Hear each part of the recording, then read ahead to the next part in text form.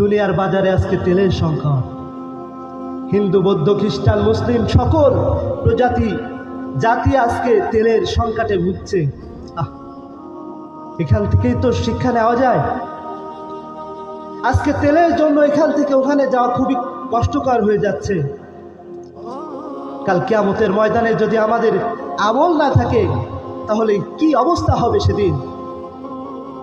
কবরের ভিতরে যদি আমার আমল ভালো না থাকে তাহলে প্রথমে কবর থেকে কি আযাব শুরু হবে।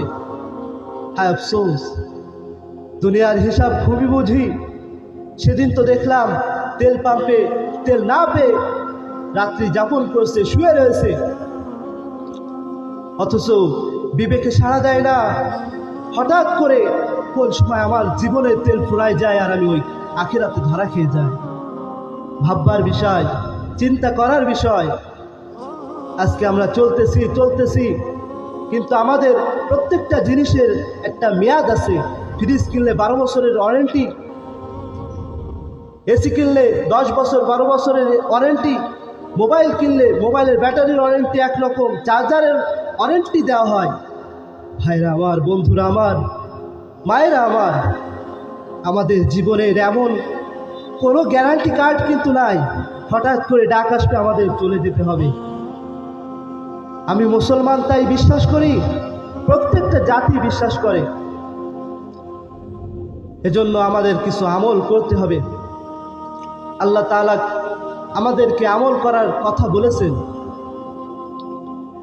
আল্লাহ তাআলা বলেন, ও বান্দা, ইবলিস যখন বিতাড়িত হয়ে চলে আসে তখন বলে, আল্লাহ আমি তো জাহান্নামী হব, আমাকে তো আর জান্নাতে দিবেন না। আমি একটা সুপার পাওয়ার আপনার থেকে নিতে চাই। বলে, কি পাওয়ার? বলে, আপনি যে বনি আদমকে সৃষ্টি করবেন, এই বনি আদমের শিরা উপশিরায় যে আমি তাদেরকে ধোঁকা দিব, আমি তাদেরকে আল্লাহর পথ থেকে নিয়ে জাহান্নাম যে পথে গেলে হয় সেই জাহান্নামের পথে আমি তাদেরকে নিয়ে যাব। দুনিয়ার মাহফিলের কেন্দ্র থেকে নিয়ে আমি তাদের শয়তানি কাজে লিপ্ত করব।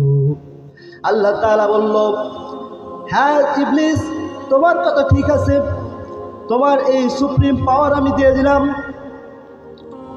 মানুষের শিরা উপশিরার ভিতরে তুমি যাইতে পারবা, কিন্তু একটা কথা শোনো, সারা জীবন একটা মানুষ গোনাহ করতে করতে গোনার পাহাড় যদি গড়ে তোলে, সাগরের ফেনা পরিমাণ যদি তার গোনাহ হয়ে যায়, একবার যদি বলে আল্লাহ